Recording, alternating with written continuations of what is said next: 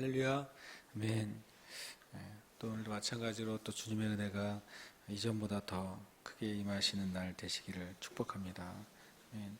오늘 하나님 말씀은 누가복음 17장 7절에서 10절 말씀입니다.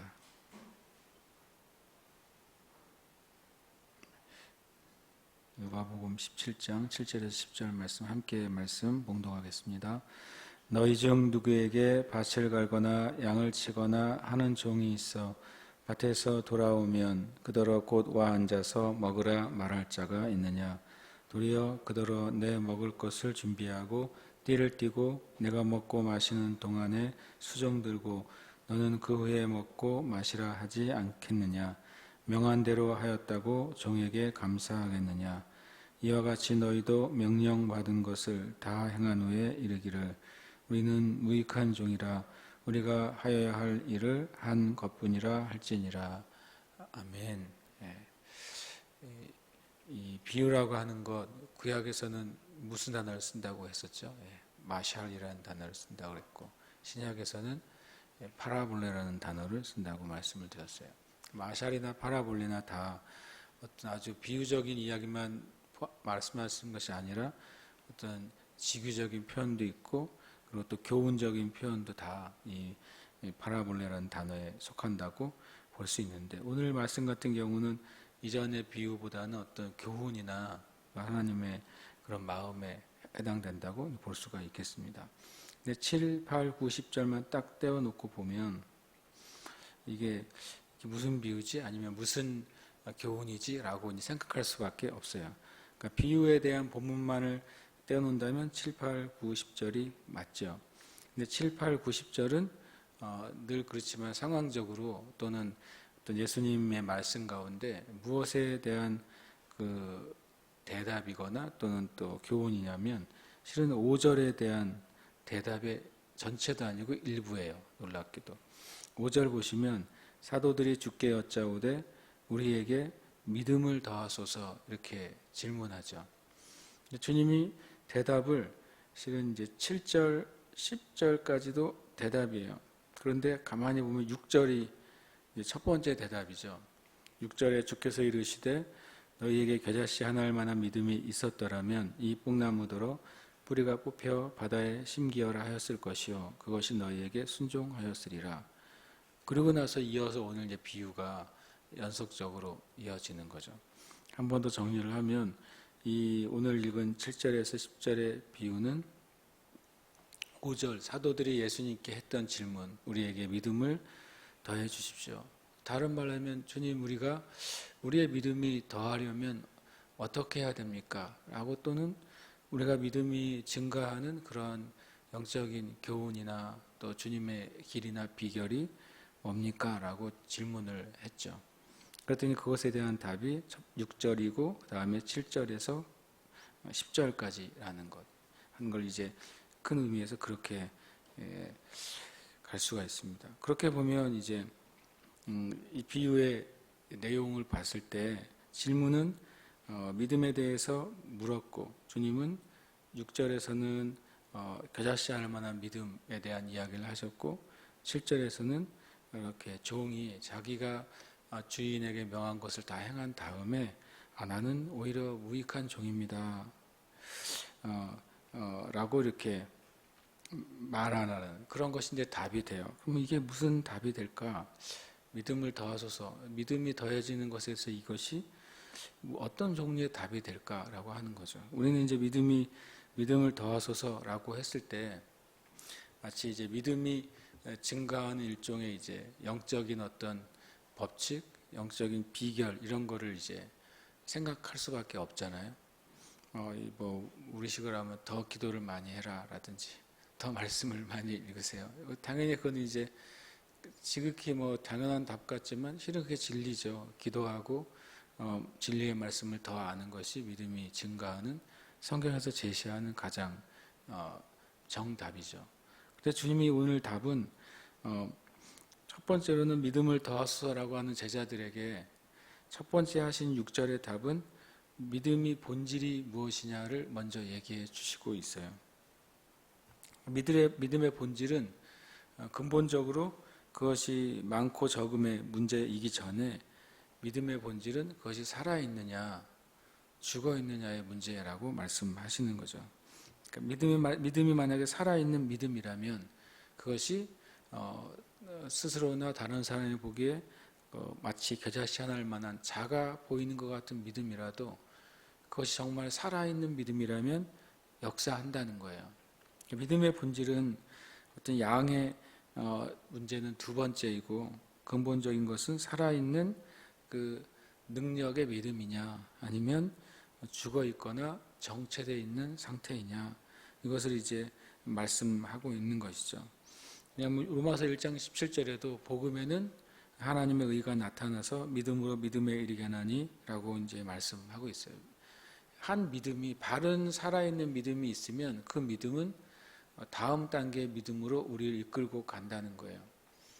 이 겨자씨든 아직 무슨 씨든 뭐 상관없이 그것이 살아있고 하나님에 대한 바른 고백, 진리에 대한 바른 고백을 하는 것이라면 그 믿음대로 내가 행할 때 그것은 믿음에서 믿음으로 더 깊고 더 크고 더 성장하는 믿음으로 이끌고 있다는 거죠. 주님의 제자들에게 너희들 믿음은 살아있는 믿음이냐라고 먼저 되물으신 것이나 마찬가지고 믿음이 더하기 위해서는 그것 먼저 점검해야 된다라고 주님이 말씀하고 있는 거죠.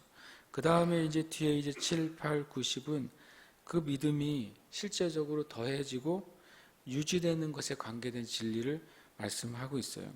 어떻게 하면 우리의 믿음이 잃어버리거나 믿음의 삶 가운데 실족하거나 그거는 그것이 더해지는데 변치 않은 상태로 유지가 될 수 있느냐.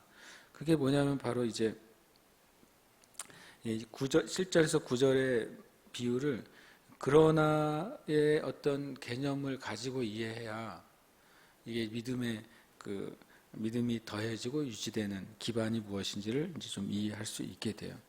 예를 들어서 이제 오늘 7절 말씀에 보면 너희는 너희 중 누구에게 밭을 갈거나 양을 치거나 하는 종이 있어 밭에서 돌아오면 그대로 곧 와 앉아서 먹으라 할 자가 있느냐. 이것은 분명히 제자들에게 종의 이야기를 하고 있는 거죠. 우리가 주님의 그 제자의 삶을 사는 것은 청지기의 삶 그리고 또 주인이신 하나님 또 우리의 주인이신 예수님이 우리에게 허락하신 그 말씀에 순종하는 삶이잖아요. 만약에 어떤 사람이 밭을 가는 종은 하루 종일 밭을 가는 것이 실은 순종하는 삶이고 양을 치는 종은 하루 종일 양을 치는 것이 순종하는 삶이죠. 근데 이 믿음의 삶이 어떨 때 불안정해지냐면 그 뒤에 이 질문이에요. 그더러 곧 와 앉아서 먹으라 말할 자가 있느냐. 저 여러분이 이제 믿음을 가지고 하나님이 하신 일을 이제 열심히 했어요. 그런데 만약에 누가 아유 정말 수고하셨네요 라는 말 한마디 아무도 안 해주는 거예요. 그리고 또 주님도 마치 그런 말 별로 안 해주시는 것 같은 거예요. 그때 그 순간이 우리의 믿음이 유지되거나 증가하는 것을 방해할 수 있는 순간이 되는 거죠.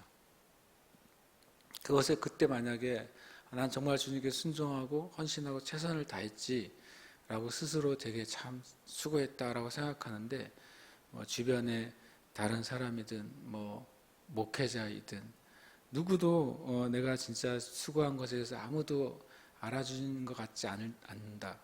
그땐 저와 여러분이 믿음이 이제 시험을 당하는 것이죠. 그래서 그러나의 개념으로 이 말씀을 읽어야 돼요. 너희가 정말 믿음이 성장하려면 주님께 순종하되 그 순종을 물질적인 대가, 어떤 사람들에게 인정받는 대가, 내가 드러나는 그런 대가로 여기지 않을 때 내 믿음이 유지되고 또 자라나게 될 거라고 주님이 말씀하고 있는 것이죠. 믿음을 정말 방해하는 요소는 바로 이런 것이라고 말씀하고 있어요. 그리고 이제 8절에 보면 한 걸음 더 나아가요. 첫 번째 시험은 그 내가 수고한 것에 대해서 마치 아무런 그 인정이나 또 사람들의 칭찬이나 그 수고에 대해서 누가 알아주는 게 없을 때 첫 번째가 시험이고 두 번째로는 8절 도리어라는 말이 나와요. 엄청 수고하고 힘들게 돌아왔는데 그 주인이라는 분께서 빨리 내 먹을 것을 준비해 와라 라고 말할 때, 이거 정말 더 큰 믿음의 시험이에요. 실은 아십니까? 믿음의 시험을 통과하는 만큼 실은 믿음이 증가하는 거예요. 그리고 더 큰 믿음의 시험을 통과하면 더 크게 증가하는 거거든요. 이 두 번째는 더 큰 도전이죠. 지금 하루 종일 수고한 것도 큰 일이잖아요. 그런데 그 주인이 내 먹을 것을 준비하고 띠를 띠고 내가 먹는 동안에 수종을 들어라 라고 말하면 조금 전까지는 참았는데 인정을 안 해주는 것까지는 참았는데 거기다가 일을 더 시켜? 이런 만약에 마음이 올라온다. 마귀가 그런 마음들 우리에게 넣어 줄 수 있잖아요.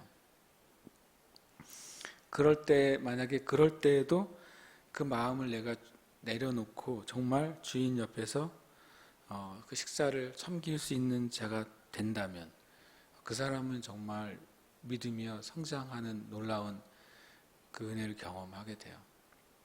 그러면서 이제 10절이 이렇게 말하는 거죠. 너희도 이와 같이 그랬어요.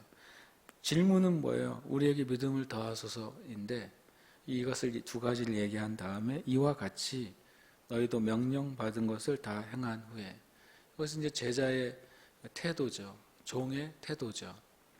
이르기를 우리는 무익한 종이라 우리가 하여야 할 일을 한 것뿐이라 라고 하라는 거예요. 그렇게 고백할 때, 그렇게 내가 내 마음의 태도를 가질 때 어떻게 된다고요? 믿음이 증가된다는 거죠. 그러니까 믿음 자체는 말씀에서부터 오죠. 말씀을 믿고 또 말씀을 내가 지켜내고 말씀을 최우선으로 두고 훈련하는 삶을 살 때 믿음이 증가하죠. 근데 이 두 가지는 믿음이 증가하는 것을 방해하는 두 요소. 내가 고백하는 것이 정말 살아있는 믿음인가? 아니면 내가 주님 앞에 계산적인 믿음인가? 이것을 통과할 때 우리의 믿음이 성장하게 될 것이다 라고 이제 예수님께서 대답해 주신 거예요. 제가 이 말씀을 이제 묵상하다가 좀 웃긴 생각을 했어요. 주님이 이 말씀을 하셨을 때, 그때 아직 제자들이 성령이 임하시지 않았잖아요. 주님의 이 대답에 만족을 했을까, 이런 생각을 제가 들었어요. 제자들은 주님 믿음을 더해 주십시오 라고 말했는데 이 대답을 딱 하셨어요. 제자들의 반응이 성경에 보면 안 나와요. 항상 이제 제가 복음서 읽을 때 약간의 이제 이렇게 퀴즈 같은 느낌이, 이때 제자들이 100% 반응하지 못했을 수 있겠다. 그러나 사도행전을 읽으면 주님이 하신 말씀들이 이제 성령 안에서 풀어질 때 사도들이 진짜 사도스럽게 됐구나라고 제가 느끼는 부분도 이런 부분인 것 같아요. 그런 걸 보면서 예를 들어서 주님께 또 이런 질문도 했잖아요. 주님, 요한이 요한의 제자들에게 기도를 가르쳐 준 것처럼 우리에게도 기도를 가르쳐 주세요라고 말씀을 했더니 예수님은 너희는 이같이 기도해라. 그러고 우리가 이제 얘기하는 주기도문을 가르쳐 주셨단 말이죠. 그 주기도문을 말씀하셨을 때 제자들은 이해했을까? 못했죠. 하나님의 나라가 성령님 안에서 내 심령 안에, 내 삶 안에 임한다는 사실을 뭔지는 그때는 몰랐잖아요. 그래서 때로는 말씀의 진리가 우리에게 주어졌을 그 당시에는 나의 그 말씀의 진리만큼의 가치나 말씀의 진리만큼의 능력을 내가 경험하거나 이해하지 못할 수도 있다. 그러나 우리가 하나님의 말씀을 존중히 여기면, 왜냐하면 이 제자들은 주님이 자주 너희들은 내 말한 걸 잘 깨닫지 못한다라고 말씀하셔도 제자들은 예수님께 붙어 있었어요. 심지어는 하나님이 보내신 자가 아니면 내가 받을 수 없다라고 말했을 때 많은 사람들이 실족하며 떠나갈 때 예수님이 제자들을 향해서 너희도 가려느냐라고 하셨어요. 그때 베드로가 참 그 마태복음 16장 16절 이상의 버금가는 엄청난 고백을 하는데 생명의 말씀이 여기에 있음에 우리가 어디로 가겠습니까? 그래요. 되게 재밌다고 제가 느낀 것이 다 이해를 못했거든요. 제자들이. 주님의 말씀 다 이해를 못했는데 베드로가 놀랍게도 주님이 하신 말씀이 진리라는 사실은 아는 거죠. 주님의 말씀이 생명의 말씀이다라고 하는 그 고백을 하잖아요. 그래서 붙어 있어요. 어쨌든 제자들이요. 심지어는 그 말을 했던 되게 멋있는 베드로도 주님 부인하고, 그리고 또 주님이 부활하신 것을 눈으로 봐놓고서도 다시 고기 잡으러 또 고향으로 가기까지 하잖아요. 그런데 그 주님의 말씀이 진리다라는 사실을 인정하고, 내가 지금 이것을 다 모르고 다 깨닫지 못하고 다 이 능력 안에 살지 못함에도 불구하고 그 주님에 대해서 가지고 있는 그 마음과 사랑을 가지고 있을 때 성령께서 그 제자들에게 임하셨다고 저는 묵상이 됐어요. 그것 자체도 주님이 이 제자들을 향하신 은혜요, 또 제자들을 향하신 주님의 뜻이구나 라는 생각을 또 갖게 됩니다. 그런데 또 하나 이제 제가 여기서 이제 이 이야기가 끝났으면 좋겠는데, 실은 이제 이 단락은 다시 1절부터 거꾸로 거슬러 올라가요. 그래서 비유라는 것이 굉장히, 그 비유 하나만 뭐 A는 1이고 B는 2다 이렇게 딱딱 무슨 수학처럼 정리해 드리면 좋겠는데, 이 비유가 대화 가운데 들어가 있고 상황 가운데 들어가 있고 문맥 가운데 들어가 있잖아요. 그래서 어떤 면에서는 비유는 7, 8, 9, 10절이지만 내용은 실제로는 1절부터 관계돼서 여기까지 흘러 들어왔다는 것을 얘기하지 않을 수가 없어요. 여기서 보면 1절이 이렇게 시작되거든요. 주님이 실족하게 하는 것이 있다고 말을 하세요. 재밌습니다. 왜냐하면 실족하게 하는 것이 없을 수는 없대요. 실족하게 하는 요소들이 있다는 거죠. 실족이란 단어는 스칸달론이라는 헬라어인데, 그게 뭐냐면 덫이라는 거예요. 덫. 누군가가 실족하게 하는 것에 딱 걸리면 넘어지게 되는 것, 아니면 딱 붙잡히게 되는 것, 이게 덫이거든요. 그리고 결국에는 이제 세번역 성경에도 나와 있지만 죄를 짓게 만드는 그 요소들이 덫이에요. 그리고 그것이 실족하게 하는 거예요. 그렇게 보면, 그런데 실족하게 하는 자에게는 화라고 말을 하고 있어요. 누군가가 실족하는 것은 죄를 짓는 거잖아요. 또 실족하게 하는 사람도 죄를 짓는 거죠. 그 궁극적으로는요. 이중적인 의미를 갖게 되는데, 주님이 다른 사람을 실족하게 하는 것, 죄를 짓게 하는 사람은 그게 얼마나 하나님이 기뻐하지 않으시냐면, 그가 이 작은 자 중에 하나를 실족하게 할진데 차라리 연자맷돌이 그 목에 매어 바다에 던져지는 것이 나으니라, 이렇게 말씀을 하고 있어요. 첫 번째로는 아주 오래전에 이 누가복음을 제가 전체를 나누긴 했었지만 그때도 그런 말씀을 나눴어요. 뭐냐면 그 형제를 실족하게 했다고 해서 이 전자맷돌을 메고 바다에 빠져지는 게 만약에 그게 지옥 가는 거다라고 해석을 하면 굉장히 어려워진다는 거죠.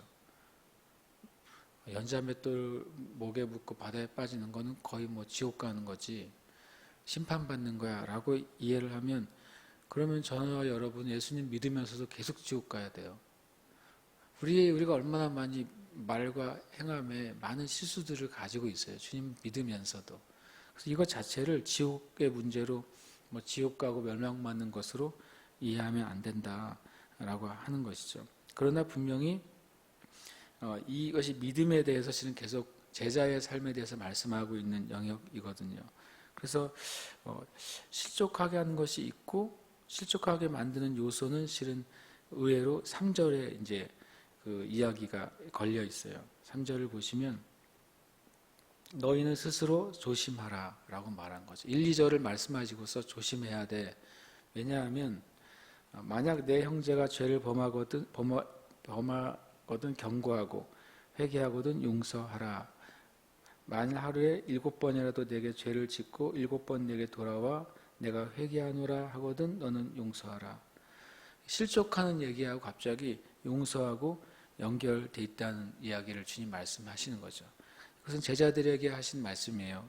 뭐냐면 믿는 이들의 그 공동체, 믿음의 공동체, 또 제자도의 삶에 있어서 형제 자매의 관계, 공동체 안에서의 관계에서 죄를 어떻게 다루느냐에 따라서 많은 일들이 이제 일어나게 될 것이라고 말씀하고 있죠.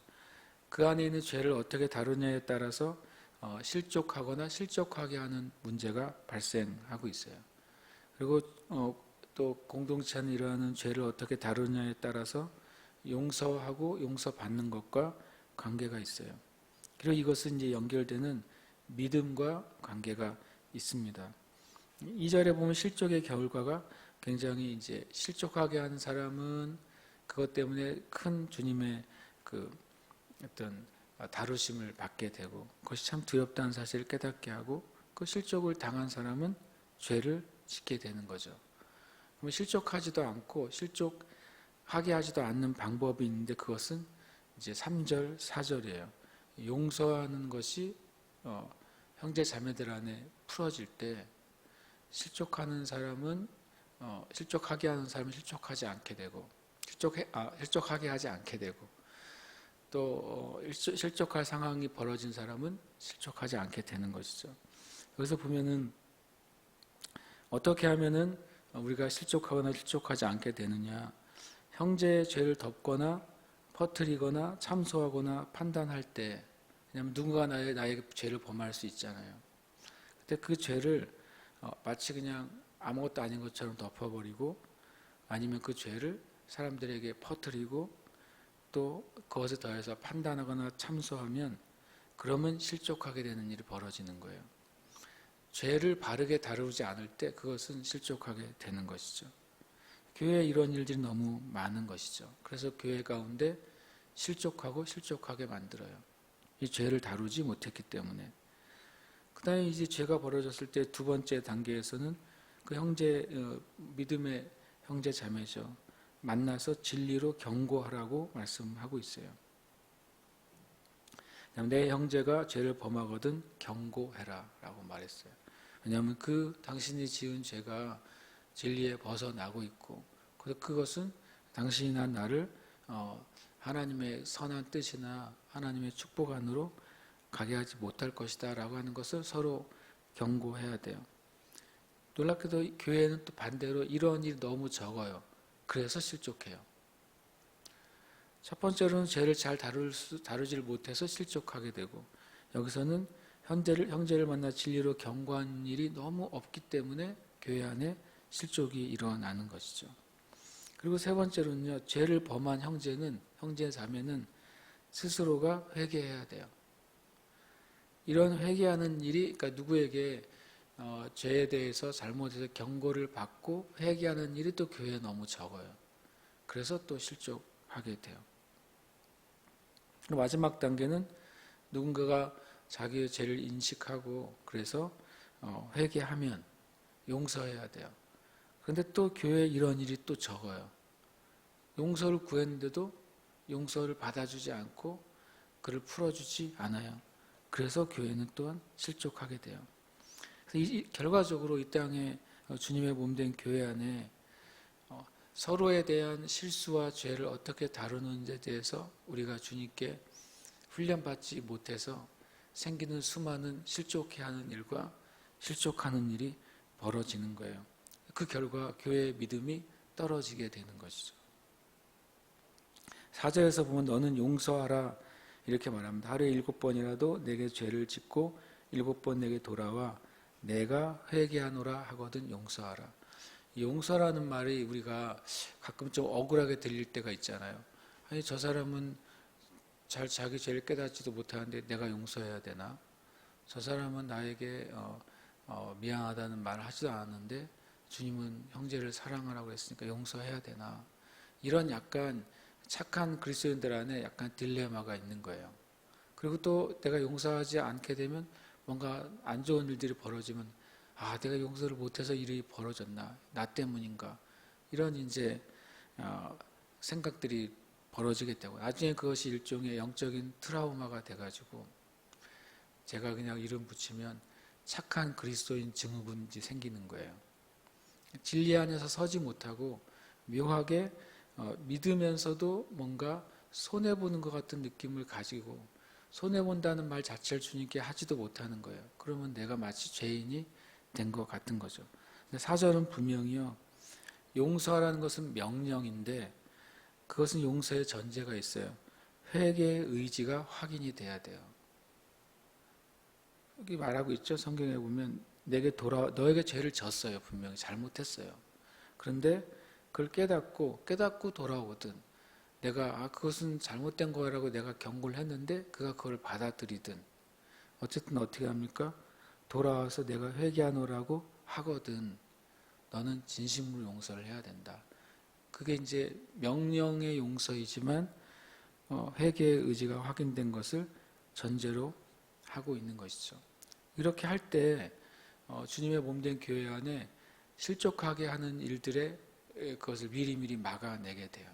그러면 교회가 믿음이 지켜지고 건강하고 자라나게 되는 것이죠. 누가 나에게 범죄했을 때 먼저 첫 번째로는 내 자신을 위해서 하나님 앞에서 용납하고 용서해야 돼요. 그래야 하나님과의 관계가 틀어지지 않아요.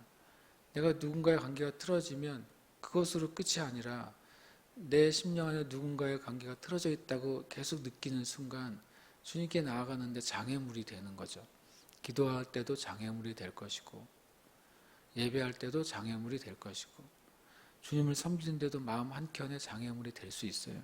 결국엔 그것이 믿음이 성장하는데 방해 요소가 되는 거죠.